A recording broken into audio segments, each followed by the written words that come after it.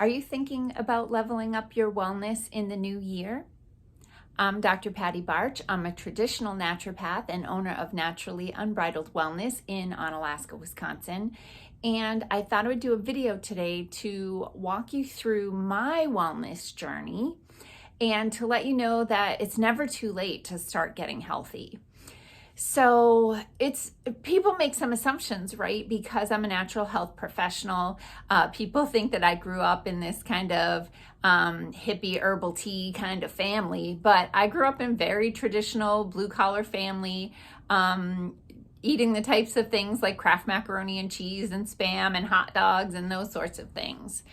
But before I got on my wellness journey, I had my own little health situation that was kind of the catalyst for looking for a better way to live.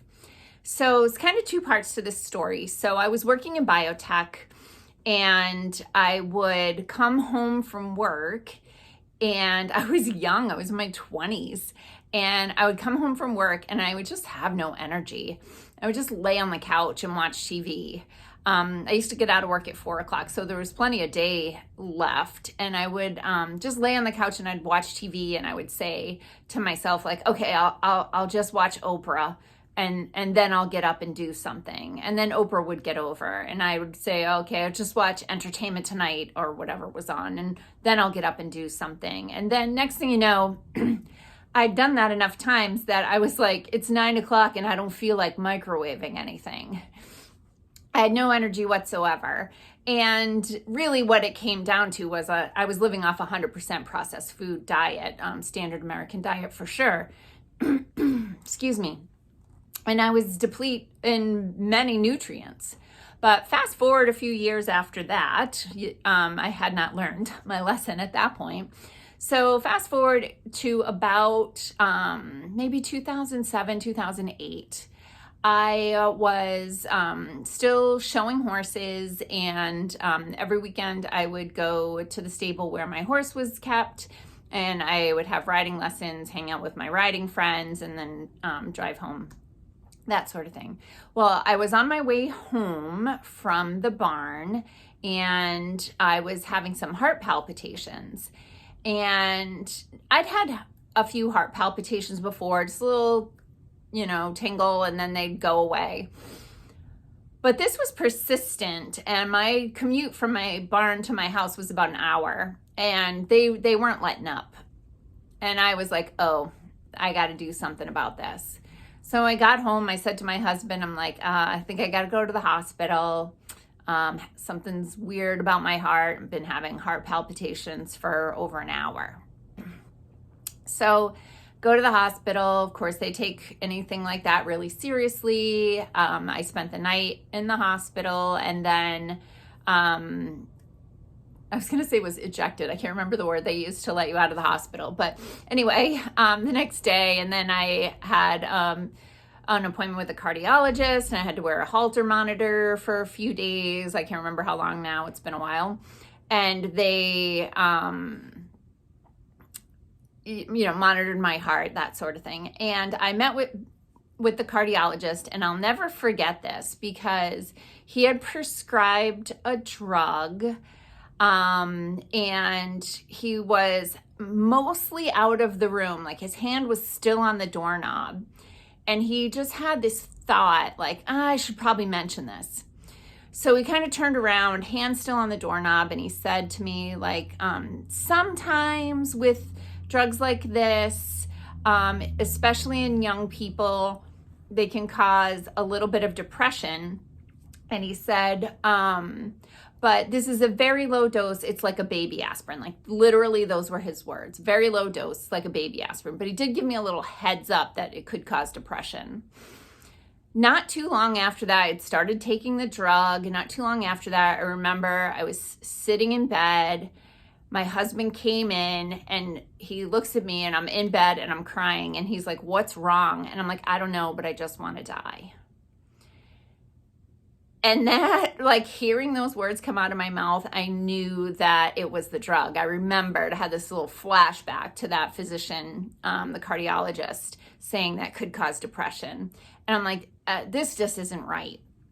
Well, to make a long story short, fundamentally what it came down to, again, was being really deficient in nutrients.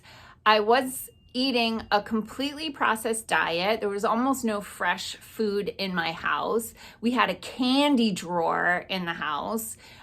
We ate cheese and crackers all the time, rice-a-roni, Lipton noodle soup, hamburger helper, all sorts of really horrible things like that.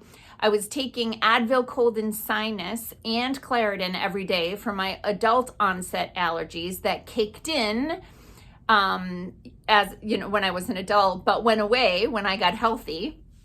But fundamentally what I had was a nutritional deficiency, and that cardiologist was seriously considering doing a cardiac ablation on my heart, which means they cauterize part of your heart to create some scar tissue to change the electrical conductivity of the heart.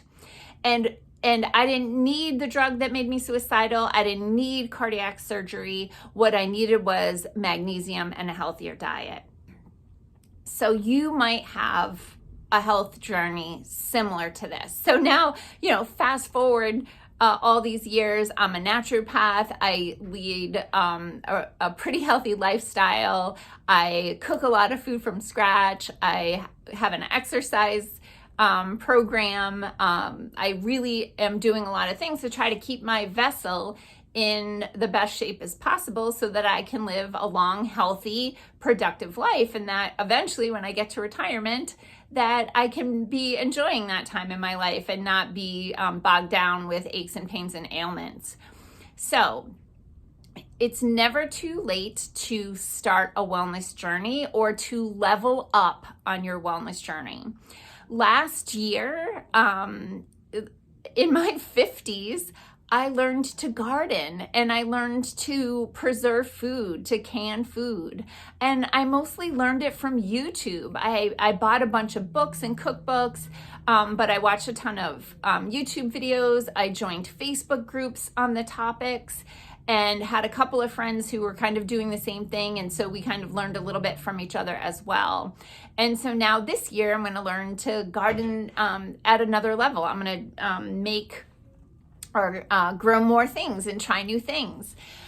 So, I would encourage you to do the same thing as we are heading into a new year. If you're looking for a guide to get you started, and like I said, Facebook groups, YouTube videos, those are all really good strategies. But I have written a couple of books that are really, they're introductory level books to help you to get started. So this is a fun book. It's called 100 Days, 100 Ways to a Happier, Healthier Life.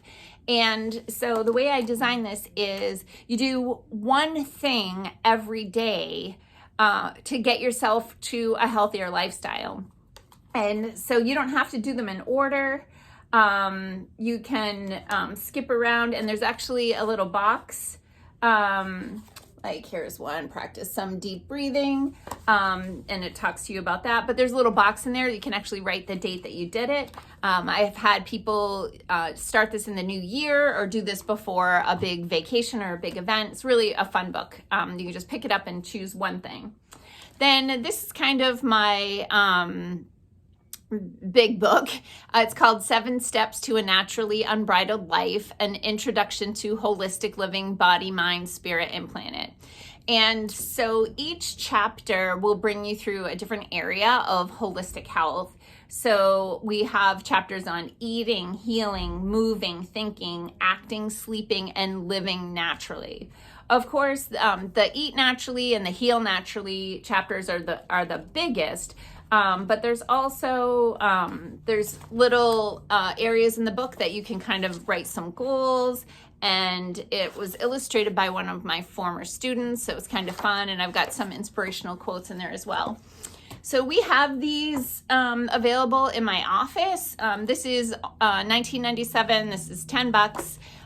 We have those available and in stock. The publisher is lulu.com, Lulu.com. It's also available through Amazon, but any author will tell you that when you buy a book through Amazon, we get about 10% of the revenue that we get when you buy it through either my office or through the publisher. So regardless, I hope that you've been inspired by my story. I haven't been on pharmaceutical drugs. People my age tend to be taking at least 4 pharmaceutical drugs. I'm on no prescriptions, having a really healthy, happy life. And you can too. And I'll give you some tips on how to get started with that. So peace out, peeps. Have a healthy day.